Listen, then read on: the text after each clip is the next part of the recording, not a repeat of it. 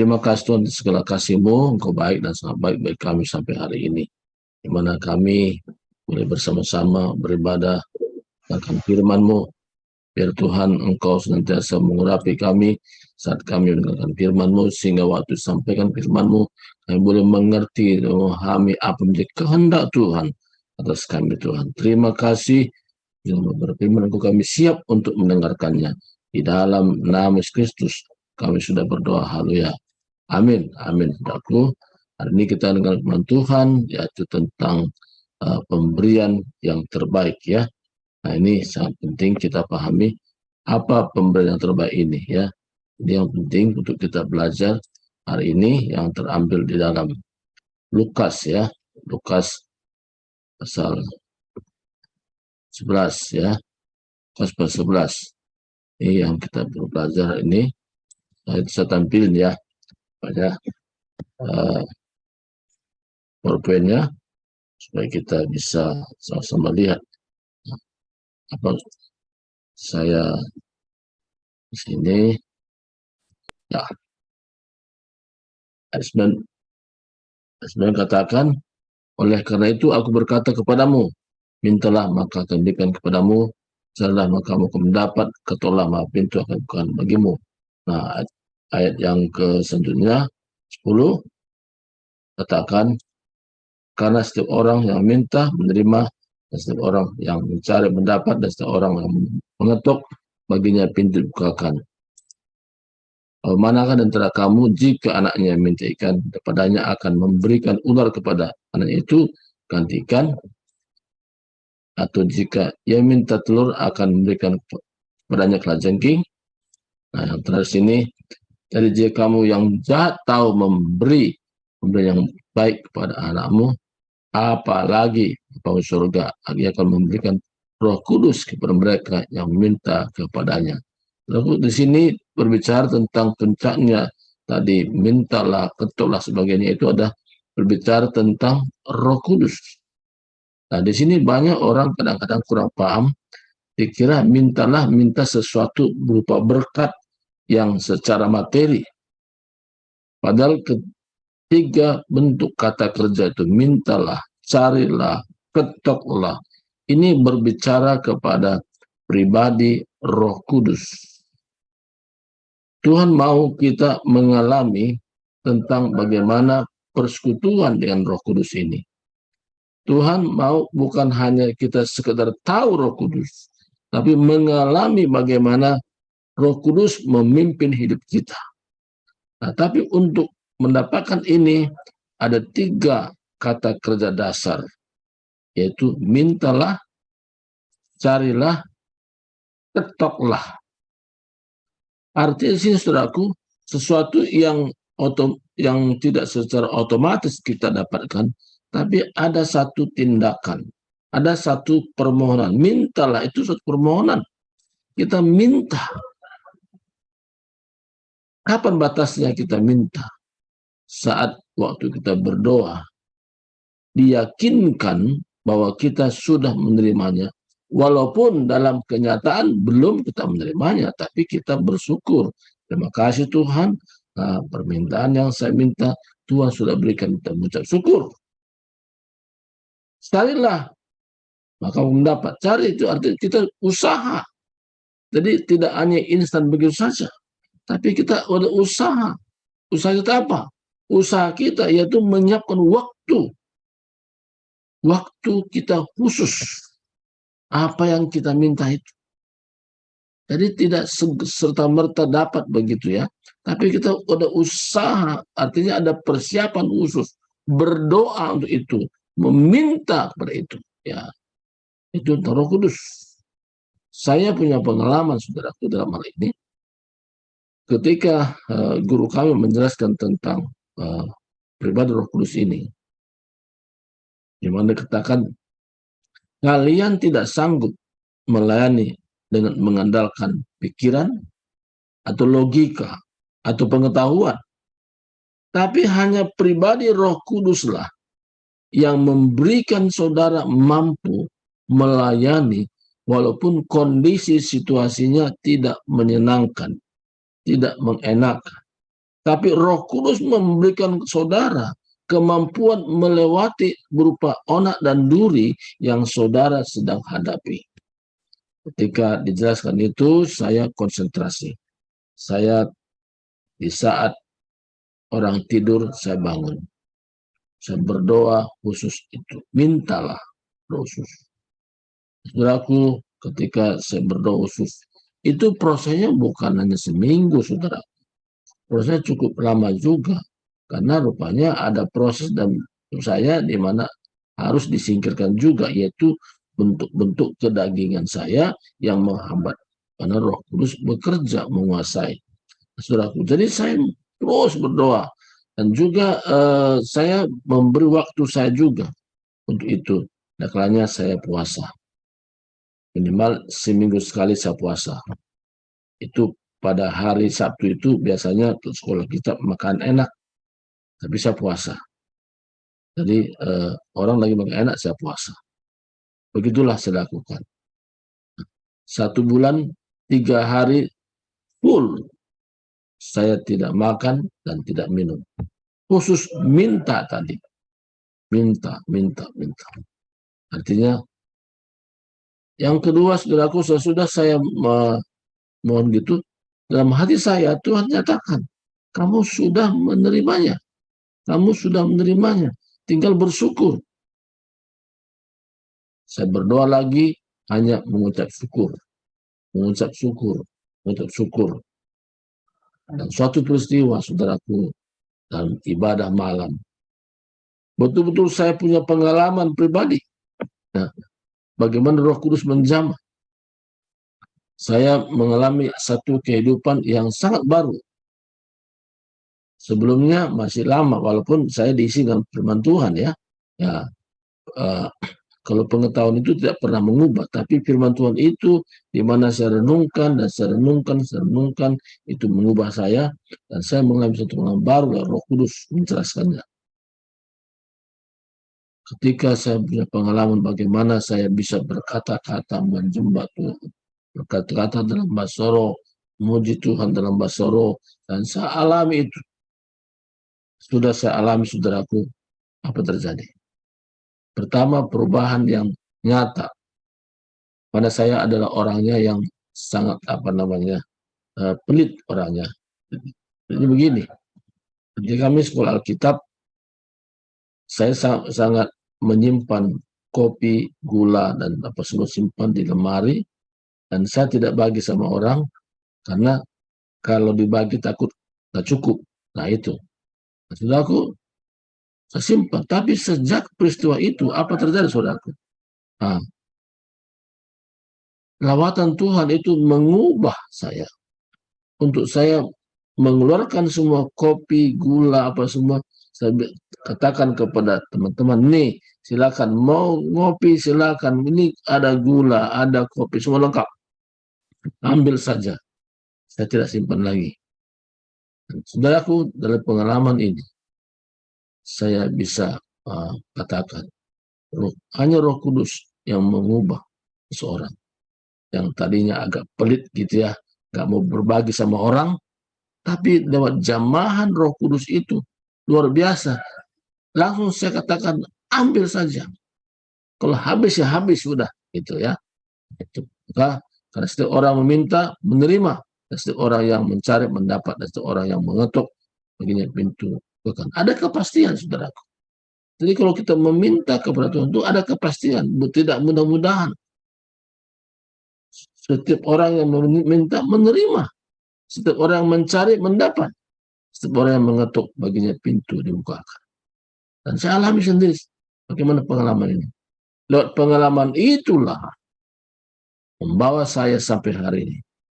Saya bisa tegar di tengah-tengah kondisi yang sukar.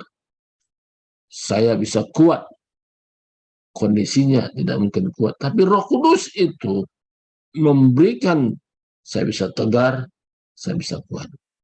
Makanya pemberian yang terbaik. Nah, jadi kalau tadi mintalah, carilah, ketuklah, itu adalah fokusnya berbicara tentang Roh Kudus.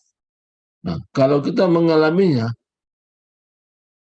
bukan hanya sekedar pengetahuan, kita benar-benar mengalami lawatan sukacita udah pasti.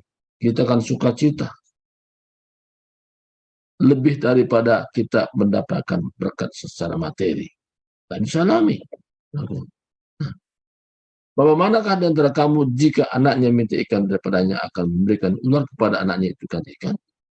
Di sini jelaskan bagaimana Bapak itu penuh kasih. Dia memang bermurah hati. Kalau meminta itu kita diberikan pasti. Sedang Bapak di dunia saja, jika anaknya minta ikan daripadanya akan memberikan ular kepada anaknya itu kan ikan. Pertanyaan saudara. Jadi terlebih jauh. Nah, atau jika minta telur akan memberikan kepadanya kalajengking. Nah, yang terakhir sini, jadi jika kamu yang jahat tahu memberi yang baik kepada anak-anakmu, apalagi Bapamu yang surga, ia akan memberikan Roh Kudus kepada mereka yang meminta kepadanya. Ada orang katakan hidup ini katanya kering banget, ya kan? Kering. Tapi hari ini Tuhan berikan jawaban bahwa segala kekeringan itu ketika Roh Kudus melawat kita, kita mengalami dalam hati kita bagaikan sumber mata air. Dan kita alami sendiri sumber itu. Karena Roh Kudus itu membuat sumber di dalam hati kita. Bagaimana kita mengalami satu perubahan. Tadinya kering, tapi sekarang nggak kering lagi. Kalau kita lihat ayat terakhir dalam Yohanes pasal yang ke-7, saya tidak tampilkan di apa ini. Jadi Yohanes pasal 7 dikatakan, nah, saya baca, pada hari terakhir, yaitu pada puncak perang itu, Yesus berdiri dan berseru, barang siapa haus, baiklah ia datang kepadaku dan minum. Barang siapa percaya kepadaku, seperti yang dikatakan oleh kitab suci, dari dalam hatinya akan mengalir aliran-aliran air hidup. Saudaraku, di sini jelas Yohanes 7 ayat 37 katakan dari dalam hatinya akan mengalir aliran-aliran air hidup. Jadi saudaraku, ketika kita mengalami tentang lawatan Tuhan ini, jadi kita mengalami bahwa dari hati kita mengalir aliran ayat 39 katakan, yang dimasukkannya ialah roh yang akan diterima oleh mereka yang percaya padanya. Roh itu belum datang karena Yesus belum diindahkan. Jadi suatu janji bahwa itu akan terjadi. Nah, ketika Yesus mau ke sorga, dia pesan kepada murid-muridnya, kamu harus tinggal dalam kota ini sampai kamu diperlengkapi dengan kekuasaan tertinggi. Makanya kenapa peristiwa dalam lautan Yerusalem mereka berkumpul 500 orang berkumpul, saudaraku. Oh, tapi akhirnya tinggal susut jumlahnya. Saudaraku, tinggal 120 orang yang betul-betul tekun berdoa menunggu janji itu. Nah, janjinya apa? Kalau dalam Kisah Rasul pasal 1, dia mengatakan di sana bagaimana mereka betul-betul setia menunggu janji itu. Nah, ayat yang ke-5 katakan, sebab Yohanes membaptis dengan air, tetapi dalam lagi kamu akan dibaptis dengan Roh Kudus. Jadi ini pengalaman ini bukan hanya dulu, tapi sekarang pun kita bisa mengalaminya. Pengalaman bagaimana namanya baptisan Roh Kudus. Itu satu pengalaman yang luar biasa. Sebagian mungkin tidak percaya, tapi saya sendiri mengalami, sehingga saya mempercayainya. Bukan pengetahuan, tapi mengalami sendiri. Nah, kalau tadi malam habis doa, saya baring, sebentar bangun lagi, doa lagi, bangun lagi. Ya, saya rasanya kok ini pagi ini kok sedikit tidur. Karena mau tidur aja, bangun lagi, berdoa lagi. Begitulah peristiwa yang saya alami sampai pagi ini. Jadi saudaraku, tapi saya segar juga ya. Jadi bukan susah, ya, tapi segar. Kenapa? Waktu saya berdoa, saya bukan berdoa dengan akal budi. Saya berdoa dengan bahasa roh. Saya berdoa terus roh. Berhenti, saya balik lagi. Kembali lagi, bangun lagi. Berulang. Tapi saudaraku, bisa bangun tepat waktu dan tidak perlu bantuan orang lain. Bisa bangun seperti kata Pak Namsar, nggak usah lagi bangunkan lagi. Karena Roh Kudus sudah memberikan itu ya. Ada lonceng, Roh Kudus sudah mengingatkan begitu ya. Dan saya bersyukur, saudaraku, sedikit kita sudah punya pengalaman seperti itu. Nggak perlu lagi dipanggil-panggil, nggak perlu lagi di-call-call. Nah, tapi Roh Kudus sendiri sudah membangunkan kita. Haleluya. Ya, ini pengalaman saudaraku. Jadi kekuatan saya melayani karena Roh Kudus. Jadi hari ini saya tidak panjangkan bantuan ini, tapi satu hal. Kalau kita minta, kita cari, kita ketok. 3 hal bentuk kata kerja. Kalau kesungguhan tidak kita minta kepada Tuhan, Tuhan pasti memberikannya. Tidak ada istilah mudah-mudahan. Ada kepastian bagi orang yang sungguh-sungguh meminta, sungguh-sungguh mencari, sungguh-sungguh mengetok, dan terus lakukan. Bapa dunia saja tadi katakan yang memberi, walaupun tidak seperti yang Bapa surga berikan, tapi Bapa dunia saja kan apakah memberikan rajengking, ular dan sebagainya ganti ikan? Tidak. Terlebih Bapamu di surga akan memberikan yang terbaik, yaitu Roh Kudus pada setiap orang. Mari kita berdoa. Terima kasih Tuhan. Hamba-Mu sudah berhenti menyampaikan kebenaran firman-Mu, tapi Roh Kudus menjabarkan ke dalam hati kami, sehingga kami memahaminya dan mengerti, dan kami semua dilawat oleh Roh Kudus, sehingga kami bangun tidak perlu lagi dibangunkan oleh orang lain, tapi persetujuan kami dengan Roh Kudus membawa kami tepat waktu bangun, sehingga kami bisa berfellowship, bersekutu seperti hari ini. Terima kasih Tuhan, terpuji nama-Mu, dan Yesus Kristus kami sudah berdoa bersyukur atas firman-Mu yang kami dengar hari ini. Haleluya. Amin. Serahkan kepada Utiar. Mungkin ada mau bersaksi. Ini ada Ana Ming ini dari Bali. Mungkin ada sesuatu yang bisa bagikan berkaitan dengan Roh Kudus ini. Ya, Ana Ming. baik. Ya, silakan Bu Hana Ming, mungkin mau sampaikan sesuatu, kami persilakan. Ya, shalom, selamat pagi Bapak Ibu semuanya. Ya, shalom. Yang dikatakan Pak Surbakti itu memang betul ya. Kalau kita haus dan lapar mempunyai kasih mula-mula, api roh itu memenuhi kita, jadi kita tidur sepertinya kurang nyenyak ya. Memang kita tidur secara jasmani, tapi tengah malam kita bisa bangun. Dan bangun lagi, tidur lagi, bangun tidur. Ya itu artinya baru bahasa lucunya adalah baru nyetrum ya dengan surga. Jadi kepenuhan itu dicas terus seperti itu. Kita rasa kita udah mengalaminya ya.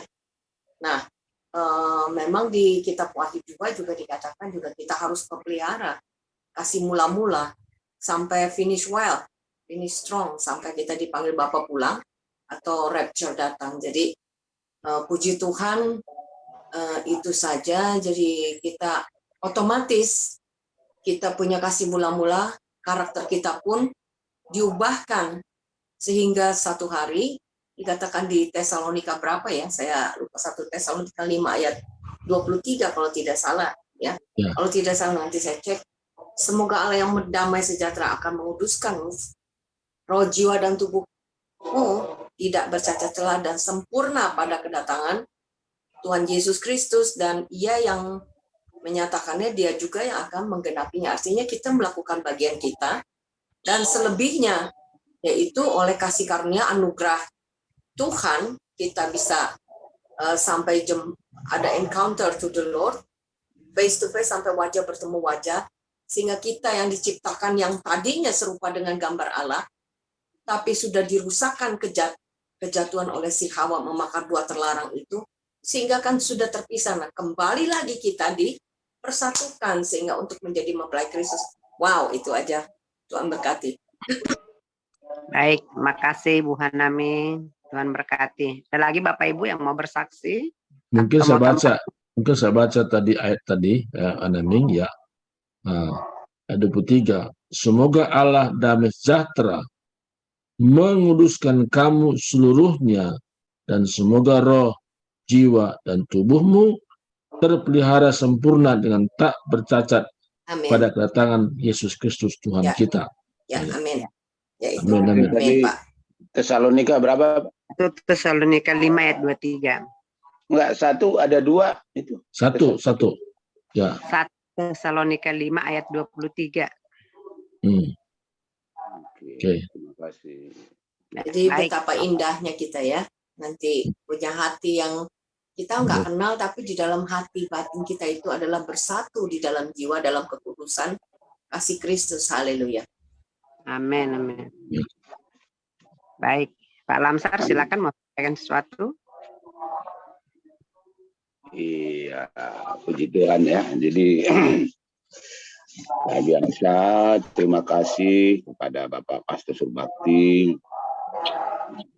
yang dipercayai Tuhan pagi ini menyampaikan isi hatinya kepada kita semua, ya Bapak dan Ibu, bahwa tidaklah kebetulan semua hidup kita ini berjalan, tapi penyertaan Tuhanlah yang terus bersama dengan kita, yang membangunkan kita. Kalau saya tadi sudah memang alarmnya jam-jam seperti ini dikasih Tuhan. Amin, amin. Ya, saya bersyukur mau jam berapapun kadang saya tidur tetap harus bangun jamnya waktu kita ini. Jadi saya hanya berterima kasih dan bersyukur kepada Tuhan dengan roh saya yang sampai saat ini yang terus direspon oleh Tuhan, karena kita merespon Tuhan dan Tuhan merespon kita. Aduh, luar biasa nikmatnya ya. Banyak sekali kesaksian saya di dalam kehidupan, dan saya bersyukur juga kemarin di masa-masa hari ulang tahun saya yang ke-55, bagaimana saya rasakan ya sukacita dan bersyukur kalau boleh sampai saat ini saya ada dan sampai saat ini sehat, semuanya oleh karena perintah Tuhan. Jadi saya melihat di dalam tatanan kehidupan kita ya, saya sendiri di dalam komunitas lingkungan atau komunitas lain lah, di dalam persekutuan yang lain, saya lihat ada suatu ya buat saya menjadi ya pertanyaan, bukan pertanyaan ya, ini saya jawaban sepertinya bahwa inilah yang dinamakan Tuhan. Kalau Tuhan itu merespon kita gitu.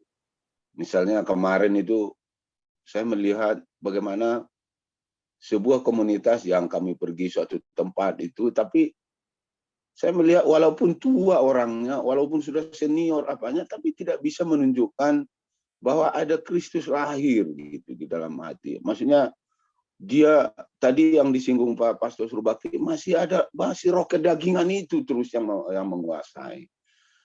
Jadi saya hanya berpikir saja, inilah yang dimurkai Tuhan.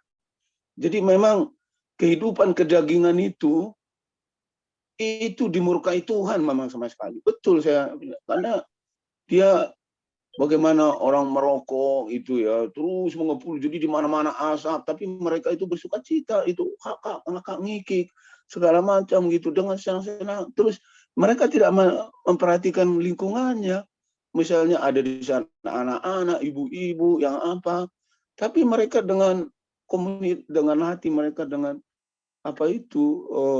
kepentingan mereka gitu. Tapi saya hanya berkata kepada Tuhan, wah, inilah yang dimurkai Tuhan itu, saya bilang. Karena di firman Tuhan kan bahwa apa yang menjadi keinginan daging itu adalah dimurkai, seperti keserakahan, kejahatan, apa namanya, kenajisan, terus apa itu, pokoknya keinginan daging ini dah, itu dimurkai Tuhan, saudaraku. Jadi, nah, apa yang disukai roh yaitu ya sukacita, apa ya kesehatan, atau pikiran-pikiran yang apa itu yang bagus gitu.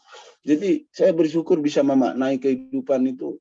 Ya memang ya kita ambillah bagian kita. Marilah kita pagi hari ini kita mintalah, berdoalah. Memang kita nggak sanggup. Saya juga nggak sanggup, tapi tanpa Tuhan, kalau tanpa Tuhan saya tidak ada ada kuasa gitu, nggak ada tenaga, nggak ada kemampuan. Saya harus larut dengan mereka, tapi saya mendapatkan makna berterima kasih kepada Tuhan, ya Tuhan bisa pulihkan saya gitu ya, karena itu yang saya alami ya. Terus juga mintalah, carilah, ketoklah, itu artinya juga saya pahami kita harus degil ya. Jadi namanya mintalah, kita jangan hanya sekali saja, tapi mintalah walaupun tidak dikasih, mintalah, itu Tuhan kasih. Karena saya ada baca firman, walaupun misalnya 40 tahun kita berdoa kepada Tuhan, tapi Tuhan tidak menjawab, tetapi kita selama 40 tahun itu mengalami Tuhan. Itu suatu luar biasa. Jadi walaupun katanya kita tidak mendapatkan jawaban, ya, tetapi paling tidak selama 40 tahun itu kita bersama-sama dengan Tuhan. Itu. Jadi saya terus belajar dan terima kasih Bapak dan Ibu semua, ya, karena sungguh indah menikmati Tuhan ini karena hidup, firman-Nya hidup, Bapak Ibu. Jadi kita jadi semangat dalam hidup ini ya. Jadi terima kasih Bapak Pastor Surbakti yang sudah menyampaikan isi hati Tuhan kepada kami semua, kepada kita, dan juga teman-teman yang lain. Jadi itu sedikit kesaksian dari saya, Bapak Ibu, silakan yang lain. Terima kasih, Tuhan berkati.